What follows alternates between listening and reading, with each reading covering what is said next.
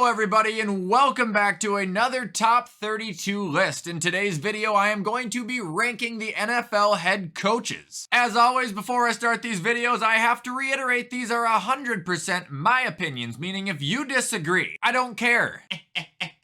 Couple of plugs before we hop straight into it. Head over to G Fuel or Prize Picks. Code WyattzWorld will save you a discount on any G Fuel products or match up to $100 of your first deposit. Also, don't forget to use code WYATT10 on any Waggle Golf merch. Link is in the description of the video. All right, now let's get into my top 32 NFL head coaches.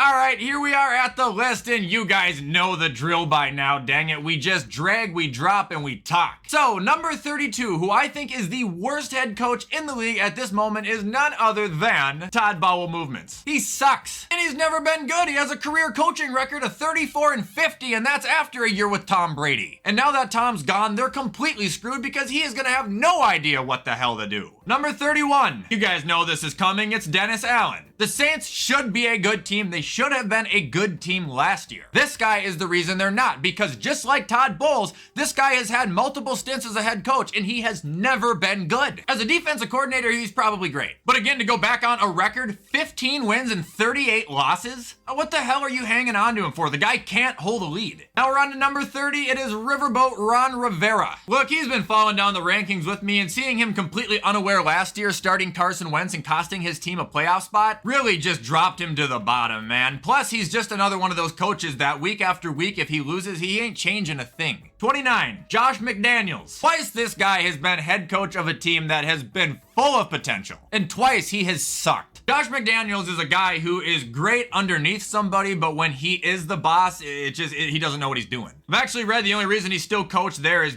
because of his contract. It has to do with money. 28, Brandon Staley. I hate him. I think he is the sole reason the Chargers are failing and have been failing the last 2 seasons. Not only does he struggle to maintain a lead, but he struggles to make correct decisions every game, it seems like. I mean, you've got probably a top 5, top 6 roster when it comes to talent, and you're getting bounced in round 1 and you probably won't even make it to the playoffs this year. All right, 27, Jonathan Gannon. I am with the rest of the crowd who thinks this guy is gonna be a one and done. He's just weird, he's odd. Have you seen his interviews and him talk to the players? It doesn't seem like it's gonna work out there. It doesn't seem like there's a connection between the locker room and him. It seems like he's gonna walk into a really bad situation, do really bad, and then get let go. 26, his old partner in crime, Shane Strachan, whatever. I just don't know anything about this guy other than the fact that he obviously can call a damn good offense. Hope he does well, but his team ain't the best right now. 25, Matt Uberfluss. I don't think he had a fair opportunity last year. That's why I don't want to put him too low, but I also can't put him too high because the Bears were the worst team in the league. Again, though, I am going to give him some credibility for the fact that the Chicago Bears, after trading Robert Quinn and Roquan, still managed to lose 6 games by 1 score. Yeah, they're 3-13, but they almost won 9 games. Maybe he's not that bad after all. 24, Frank Reich. You're asking me, he was checked out of Indy. He wanted to get out of there. Obviously, after last season, some people are going to say he is pathetic, but I think for the most part, he is a pretty smart and safe coach. He knows how to win a game. I mean, he did pretty good up until last year with the Colts, man, and he never had a lot. Up next, we got number 23, and it's Kevin Stefanski. Look, I still like him. I still think he has a great offensive mind. Obviously, I watched a ton of him in Minnesota when he was here. Look, 3 years ago, when he had a healthy squad, he went 11-5 and took him to the playoffs. 2 years ago was Baker's injury year where he was terrible. Last year was the Deshaun Watson experiment. I think this year is going to be sink or swim for him, but I bet he does okay.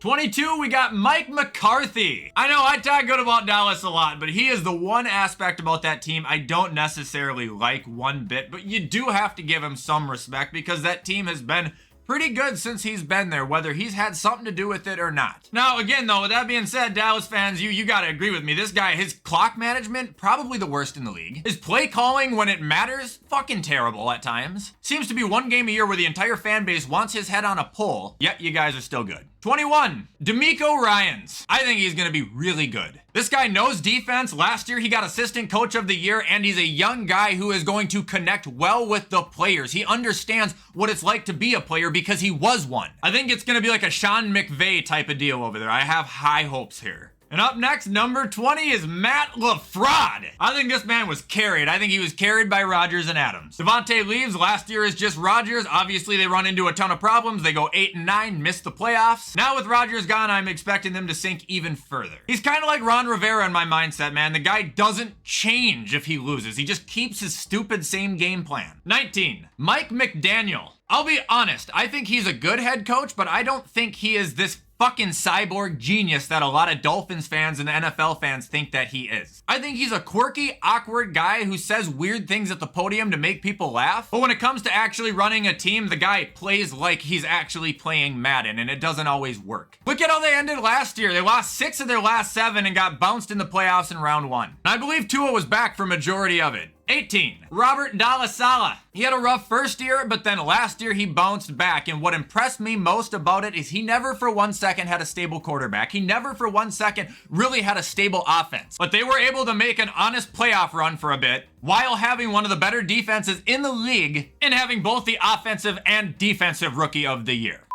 All right, 17, give me Kevin O'Connell. I think he did very good in his first year, obviously going 13-4. He can run a great offense as well, but we can't give him too much credit, especially for one, the division they were in was not the best. Chicago was the worst team in the league. Detroit had the worst defense in the league other than Minnesota. And Green Bay was on a heavy decline. I mean, that's just being honest. Like, there's no secret, if the Vikings played in the AFC West or the NFC East, like, they would have been horrible. Also, don't really love the fact that we got killed in our first playoff game at home against the Giants. I think he's good. I just don't know how good yet. 16, Dan Campbell. I'm a Dan Campbell guy, you know it. I've always been a supporter of him. He is the aggressive coach that I aspire to have one day. Sometimes his aggression will fuck you over. Sometimes it'll win you a game. He's not going for it on 4th and 6 at the 50 because he's a dumbass. He's going for it on 4th and 6 at the 50 because he believes and knows that his team can do that. And he's got a set of stones to make it happen. I love Dan Campbell. 15, give me Zach Taylor. I'm impressed with him. I really thought he was absolute trash a couple years ago. Now I don't think that about him, but I do want to know how good he is without, you know, the best offensive tandem probably in football. Like, how many coaches are still gonna suck after acquiring Joe Burrow, Jamar Chase, and T. Higgins? Like, honestly, ask yourself that question. 14, Brian Daboll, coach of the year. He doesn't need elite players to have an elite team. He needs players. Figures out which players work best in the scenarios, figures out which plays work the best, and he executes them with perfection. That's a big part as to why they're good, other than, you know, them drafting well. 13, we got John Harbaugh. He used to be like a top 5 coach to me. He's definitely fallen down. Look, when it comes to winning, statistically, he is one of the best coaches in the league. But when it comes to being dumb aggressive, he is a king at that. Dan Campbell is smart aggressive. He's aggressive, but he ain't scared to go to OT. John Harbaugh is. How many times could he have kicked it to go to overtime and he has gone for it and lost the game? It really bugs me when he does that. All right, number 12, we got Arthur Smith. I've been impressed with him over the last 2 years because he's gone 7-10 with a team that probably shouldn't be winning more than 4 or 5 games. But last year and the year before, they didn't have a defense. They didn't really have an offense. Yet he figured out a way to drive down the field and score. He figured out a way to shut certain teams down. He's found a way to make their team stay relevant. Like, I really do believe that now with a decent team, especially if he gets a quarterback or Desmond develops, man, like, he's gonna be a dog. 11, give me Doug Peterson. How can you not be impressed with him? The guy was always a decent coach in Philly, even though I said I don't like him because I think the guy's a dink. He was a decent coach, won a Super Bowl. Then yeah, he had that blow up, he quit, took a year off, came back into one of the biggest dumpster fire organizations in the league, won a division title, brought him to the playoffs, and won a playoff game for that matter. Number 10, Sugar Sean McDermott. Look, ever since he came to Buffalo in 2018, he has turned them into a playoff team. He has turned them into one of the most deadly feared teams in the league. But he hasn't got it done. Now, with him driving Leslie Frazier out, I do have hope that he's going to take over the defense, go back to his roots, and they're going to be unstoppable. But I still can't put him, you know, top 5, top 6, top 7 even. He wins games, he wins division titles, but man, in the playoffs, he really struggles to get it done. 9, Sean Payton. This guy is a literal offensive mastermind. Go back and watch the last 4 or 5 seasons with Drew Brees and watch how many different fucking ways this guy found to score. Career record of 152 wins and 89 losses, and now he has a loaded roster, man. It's gonna be scary. Number 8, Pete Carroll. I kind of wrote him off last year. I'm not gonna lie. Some of you guys know that. I thought his coaching style was outdated, and I just didn't think that he still had it in him to hang with the league how it is now. I was wrong, and a matter of fact, found a way to hang with the league with what should have been a worse team than he's ever had. I just need him to stop smacking gum so loud because it's fucking awful. Number 7, Sean McVay. He's a player's coach. He knows what the players want. He knows how to work with the younger guys. I think he's very good at communicating with his team on the fly. He's a passionate coach. He can adapt to pretty much any change within an instant. And I still believe that he is all of that. It's just his team is so much worse than what it has been. Still got Stafford, he's still got Kupp, he's still got Donald. I think the Rams will keep every game close because he's going to know how to work it, but I just don't think their record is probably going to be that good. All right, number 6, Mike Vrabel. I'm impressed with this guy, and I probably always will be. The Titans, I've really not ever thought has been that good since he has been there as a team, but he has made them good. Last year, they went 7-10 with one of the worst rosters in the league. This guy, to me, is like a Brian Daboll, but on steroids. Like, I legitimately feel like his offense could have me as the quarterback, Eddie Lacy as the running back, and one of you guys as the wide receiver 1. We'd still go out there and win 5 to 6 games somehow. Number 5, Kyle Shanahan. A lot of people think he's the most overrated coach in the league. I think he's a really good coach who just cannot get away from injuries. But his team is never the week 1 roster, man. It's always completely different. It's always full of guys who have no fucking playoff experience. Number 4, Nick Sirianni. He went into a rebuilding shit show 2 years ago with a locker room that was burned to ashes and brought them to the playoffs. And then this year, he brought that same team to the Super Bowl. Yeah, they might be acquiring people in the offseason, but that's his doing. That's his building. Number 3, we got Mike Tomlin. He's been the head coach there since 2007, and he's never had a losing record. He has a career record of 163 wins, 92 losses, and 2 ties. This man has had teams who have been elite. This man has had teams who have been dog shit, yet they've always been contenders. Number 2, for the first time ever, I'm actually putting Bill at 2. I still think Bill is elite. I still think he's one of the best. I'm just not sure he's able to get it done anymore. Without Tom, we have yet to see it. You know, they've gotten to the playoffs, but they haven't had any success. And number 1, obviously, is Andy Reid. Not only has he had recent success, you know, with going to the Super Bowl multiple times and winning multiple rings, but I do not believe that this guy has ever had the best roster in the league, yet he has had the best team for the last 6 years. That's the definition of the best coach right there. Like, there's no way around it. It's Andy Reid. It's Cheeseburger Andy.